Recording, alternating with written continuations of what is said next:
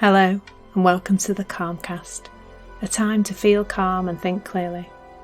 I'm Claire Downham, the Queen of Calm, a transformational life coach.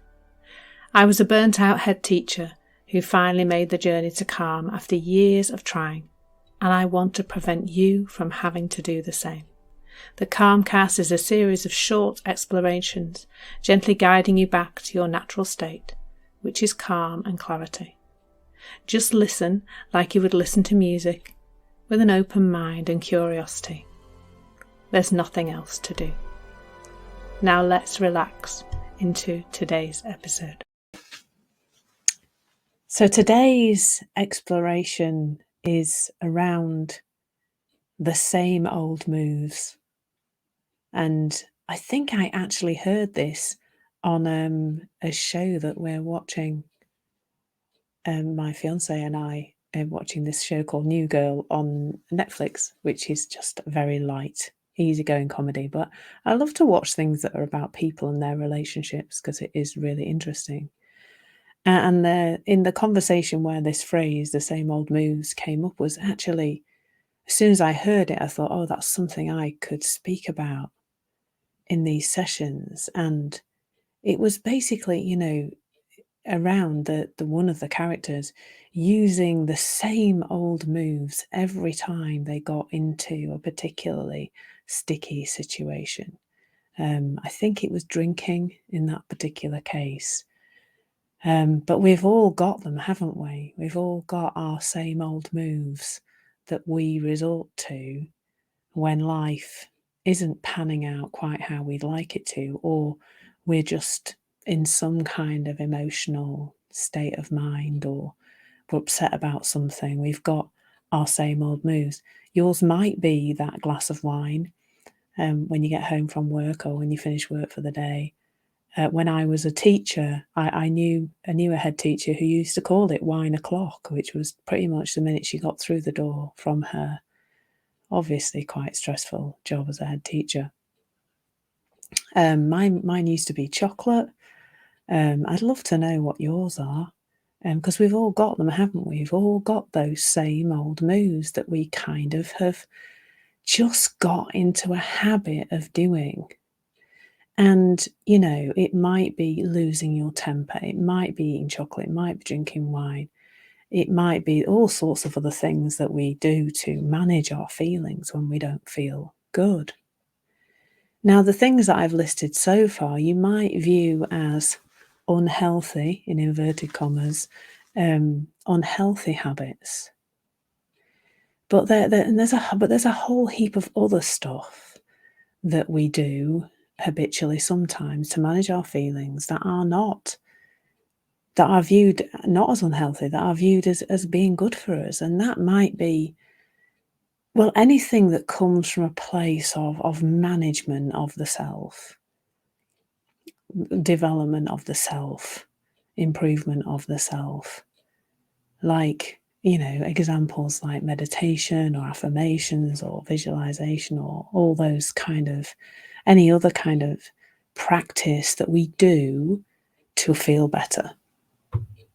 And there's a list as long as your arm. Some of them are kind of daily practices that people might do. Some of them are things that we might go and do intermittently when we feel like it's all really getting too much. Like, for example, I've got one friend who regularly goes on a retreat, seems to come back feeling amazing, and then fortunately life comes along again, and then she has to go back and do another retreat. And all of that is based in the same misunderstanding. The misunderstanding that our feelings are coming from anywhere other than thought in the moment. I think in the moment when we're feeling a certain way, that it feels there's a permanence to it, perhaps.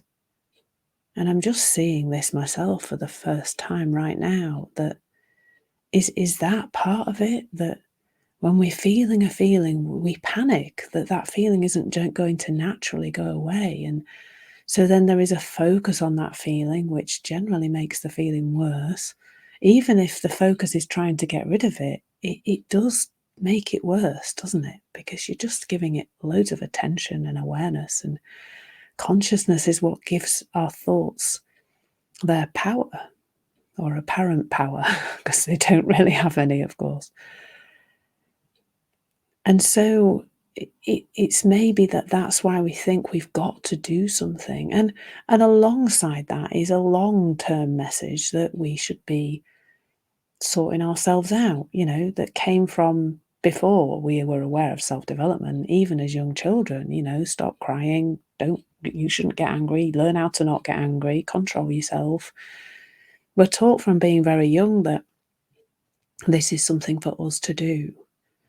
And so we've developed all these different moves, the same old moves, the habitual moves. We've developed them from that place of believing that that is a thing to do, to control our thinking, to control our feelings, to control ourself. But there's an irony there, and the irony is that it's the same self that's trying to control the self that we apparently don't approve of in the moment, which is comedy, isn't it? It's like trying to do your own brain surgery, which is ill-advised, by the way. So what else is there when we're not feeling okay? I think knowledge is power here. Knowledge is much more important than what we actually do. If you spend time with me, when my clients spend time with me, I will not be telling you how to live your life.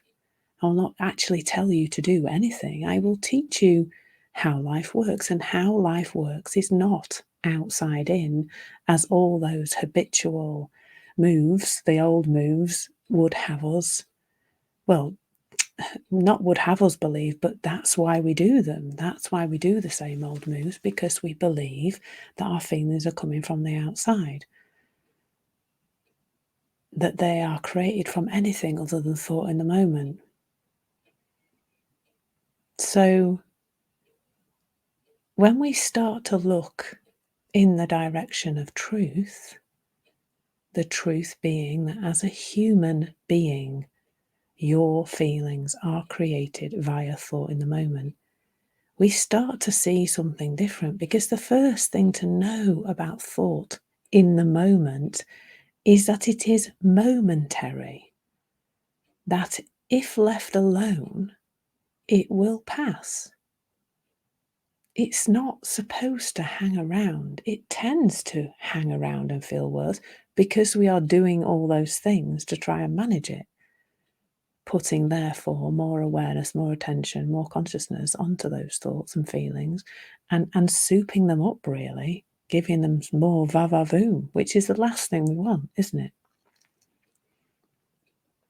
In the moment when we experience a feeling, when we know where that's coming from, like really deeply know, like in a deep embodied way, in the same way that we understand other facts about life and how they work, like gravity, something makes sense for us to do, which might be to feel better, or might be just in the moment it makes sense to just do nothing. Your uncomfortable feeling is telling you that your thinking is off. And then from that thinking, the off thinking, we make a decision about what to do to make ourselves feel better. And if you listen to that, you can hear how it's not helpful. It's like, it is like trying to do your own brain surgery, which I've already mentioned is ill-advised, by the way. Don't do that at home is the is the joke, isn't it? Your feelings are coming to you via thought in the moment, nowhere else. And when you stop looking, all those old moves begin to fall away. They begin to make less sense. They begin to seem like a whole lot of doing that, I don't know, I just can't be bothered with anymore. Because I know they're not going to really change how I feel. Because I'm confused in that moment, if I'm doing something outside of me, of where my feelings are coming from. So the invitation here is to just bring some awareness in a really gentle way. This is all held really lightly. Just bring some awareness to your old moves. What is it that you do time and time again to try and resolve your feelings? And to know that very kindly, I'm going to tell you that that's coming from a misunderstanding about where your feelings are coming from. And it's a misunderstanding that pervades society. So don't think that you're on your own here, because you're not. So just be open to explore what your same old moves are and just bring some awareness to that and see what occurs to do. Thank you so much for listening. There's nothing to do now but bring some awareness to how this is working out in your life. Listen regularly to experience longer and longer periods of calm. This has been the Calmcast with Claire Downham, Queen of Calm. Take care and keep listening.